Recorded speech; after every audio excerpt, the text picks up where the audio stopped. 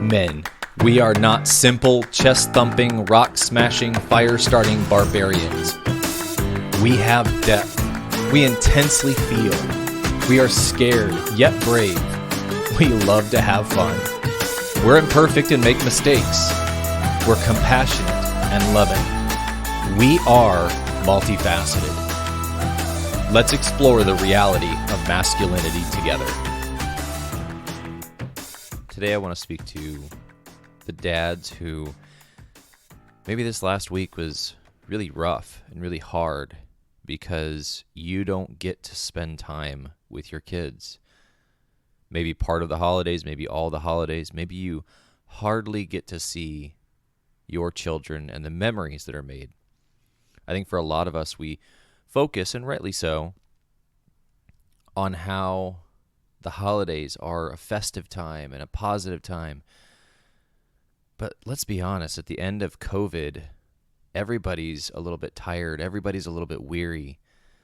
And then you throw on top of that men who, they love their kids. They long to be with their kids. They long to create and share those memories, but aren't able to for a variety of reasons. I'm not going to get into those reasons. I just want to speak to you men who Thanksgiving, Christmas, New Year's, it's some of the hardest times. And I just want you to know, one, I understand and feel and connect to and empathize with your pain because I'm currently divorced and I know what that feels like. I know the longing to celebrate certain holidays and not be able to for a variety of reasons.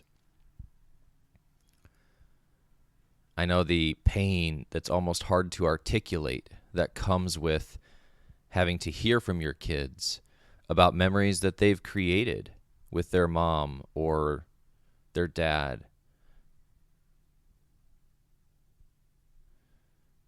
And you genuinely celebrate them. You know, I was talking to my kids on FaceTime, and they got to do some really fun stuff with their mom and that side of the family. And I was happy for them. I really am. I love nothing more than to see my kids be happy. And at the exact same time, my heart was breaking deep down inside because I was not there. Not in a selfish way, but in this deep desire to be able to share those memories with my children. And if you find yourself in that place, I just want to first and foremost say it's okay. It's okay to acknowledge the fact that you're both really happy for them and you're also in a lot of pain. To be brutally honest with yourself and acknowledge how much it sucks, and yet understand the reality and the fact that you trying to weigh in or add your pain to their experience does nothing for them. It doesn't help them if you react or respond in anything other than positivity when they're sharing their holiday memories with you that you didn't get to be a part of. It's actually really selfish to try to twist it or to ask about mom or to ask about things that maybe you're just not in the position or the place to know anymore. You know, I've adopted the approach, not just for the holidays, but with my kids in general, is I am available and want to hear anything that they want to share. But I'm not going to dig or use them as the middle person to try to manipulate or weasel my way back into my ex's life. I drew that hard line in the sand.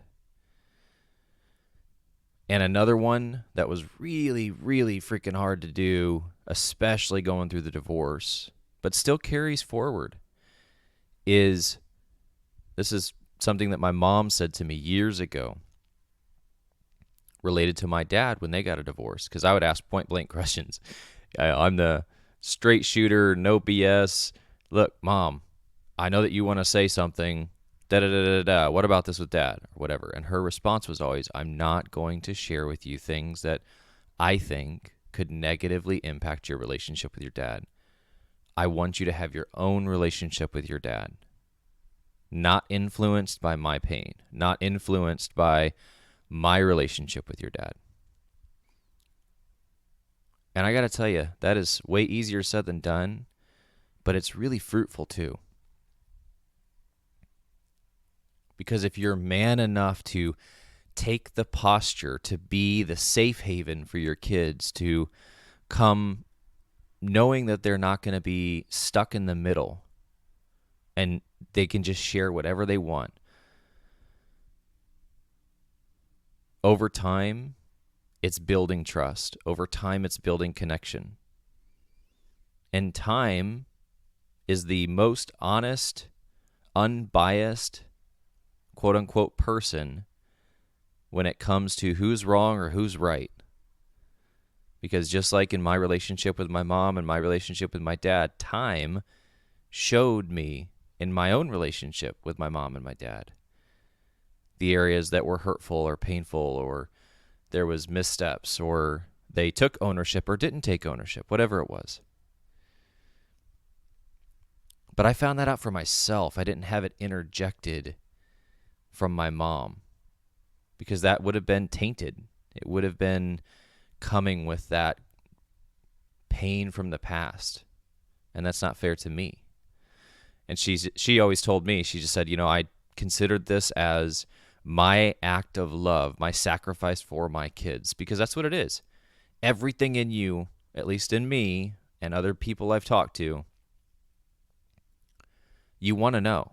You want to know what's going on. You're curious. You're still hurt. You want to interject yourself, whatever it may be. But to withhold that and just celebrate the good, that maybe the holidays are some of the only times that are good for them. But to be safe and to be available, to not be judgmental, to be celebratory, and then to take the pain side of it and still be honest with that. I got on the phone with some friends and had a good cry, and I had a really good cry with myself of just how, this sucks, and it's not fair, and it's painful, and I hate it, and it shows to me one more reason why I absolutely fucking hate divorce. I hate it with a passion. But this is the hand that life has dealt me, and it's okay. It's okay that it's not fair. It's okay to let my heart grieve that. It's okay to let my body process through the energy that comes with the pain, to release that and to let that go. So part of being a strong man is being willing to wrestle with that internally with yourself, and to put that part on pause to celebrate your kids, especially during these holiday seasons. But I don't want you to hear that doing that is more important than acknowledging the pain, acknowledging the loneliness, acknowledging the sting that comes from not being able to see your kids, not being able to create those memories. And I want you to know, it doesn't make you a bad man. It doesn't make you a bad dad. It doesn't make you less than.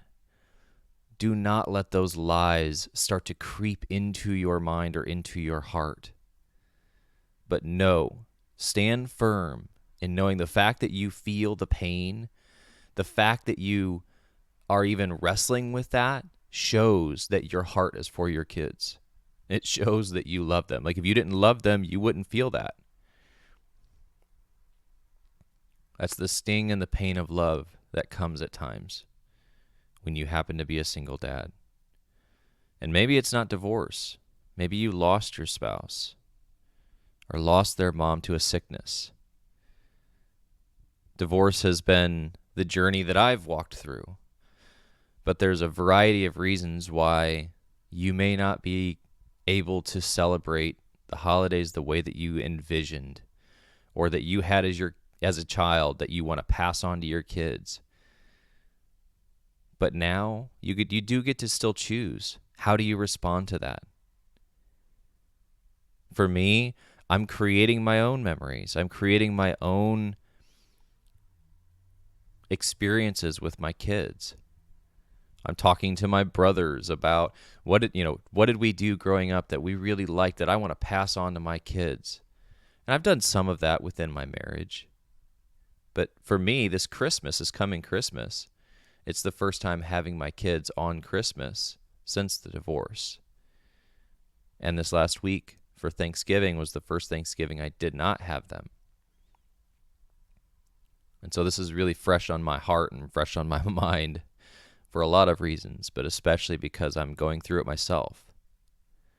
And I know that if I'm going through it, there's a really good chance that some of you are too. So do what you need to process through that pain, to be grounded in those moments and not be reactionary when your kids are excited and telling you about things. To be a dad who loves them and is willing to carry the pain and the burden at the times that you need to and not pull them into it. That is loving them, to carry that weight, to process through that pain. And lastly, to do what you can to celebrate in the ways that you're able to.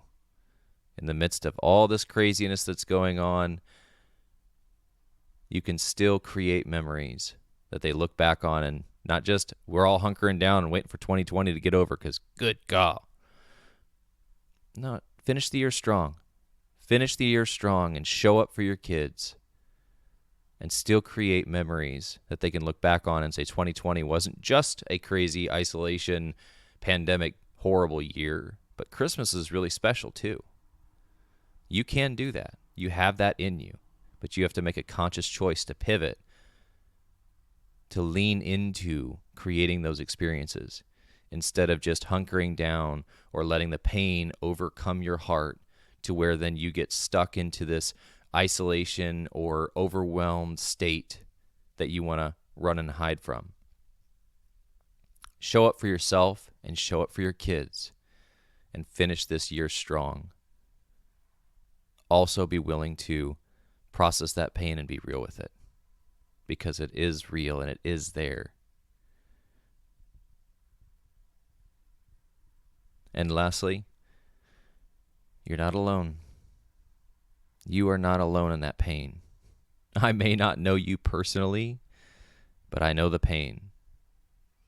And so rest in that. If nothing else, if you say, Josh, I don't have anyone, there's nobody I can call, there's nobody I could reach out. Literally, send me an email. I don't care. I want you to know that you're not alone in that pain. You're not alone in that hardship. And you're also not alone in the ability to show up for your kids and for yourself. So do what you need to do to stay grounded and to finish this year strong.